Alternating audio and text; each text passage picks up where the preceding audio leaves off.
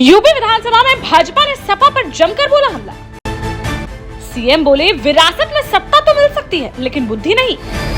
बबीना विधायक ने भी अखिलेश को लेकर कह डाली बड़ी बात। बीजेपी विधायक ने झांसी के लिए मांग ली कई बड़ी सौगातें।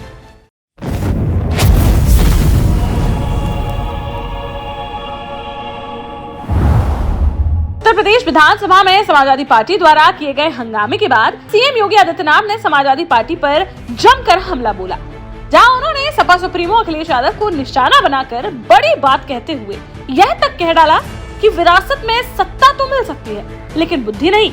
एक बहुत बड़े विचारक हुए, उन्होंने बात कही थी, कुछ लोगों को भले ही बुरा लगेगा। उन्होंने कहा था कि शक्ति देना तो आसान है लेकिन बुद्धि देना बहुत कठिन है।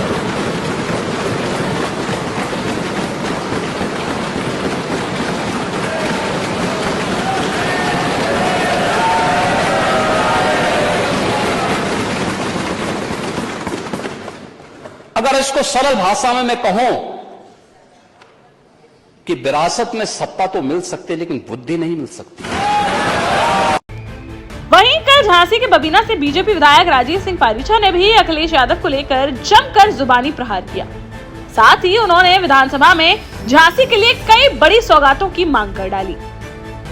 आपको बता दें कि शनिवार को यूपी विधानसभा में पूरी तरह से भाजपा का दिन रहा, जहां सीएम योगी आदित्यनाथ ने समाजवादी पार्टी की कमियों को गिनाते हुए व अपने विकास कार्यों के बारे में बताकर अखिलेश यादव पर जमकर निशाना साधा।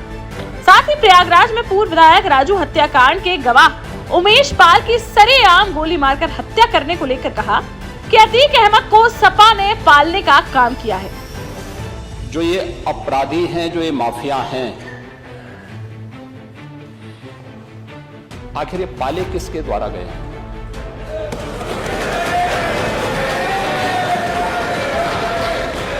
बात जवाब आ जाए। ये जब अभी आपका नाम तो नहीं है कि आपने के खिलाफ जवाब आ जाए। जिस माफिया के खिलाफ जो भी है, किसी का नाम तो नहीं है ना, किसी का नाम तो सच नहीं कि समाजवादी पार्टी ने उन्हें सांसद बनाया था, ये सच नहीं है।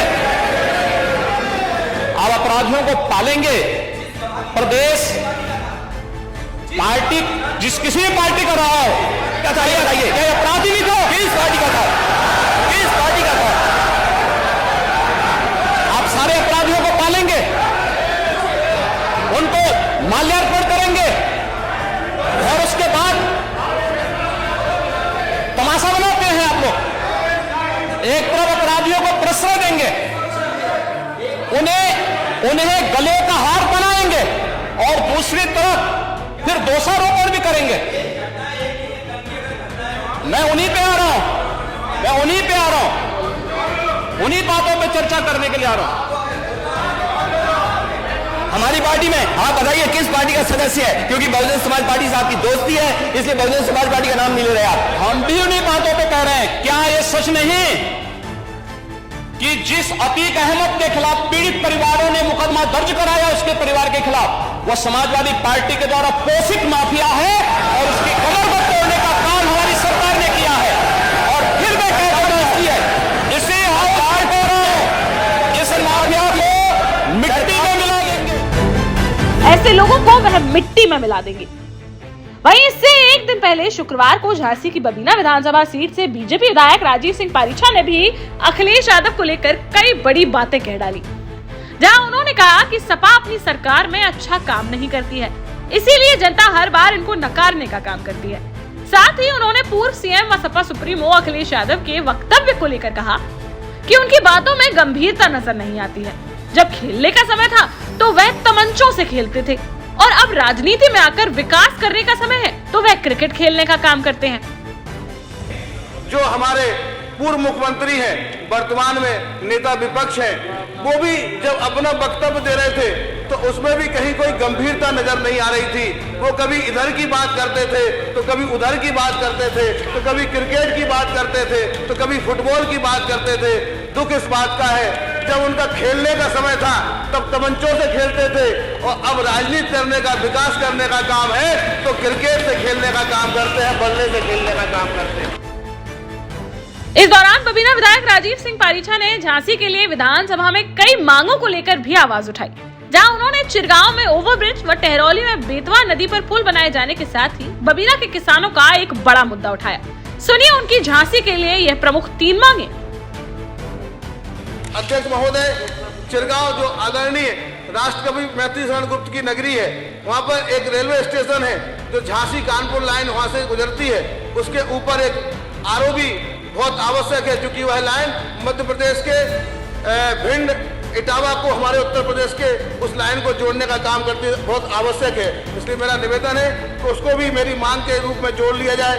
एक बड़ा गांव टहरौली है जो राष्ट्र जनपद को जोड़ती है, उस पर भी एक बेतवा नदी पड़ती है, उसके ऊपर एक सेतु की आवश्यकता है।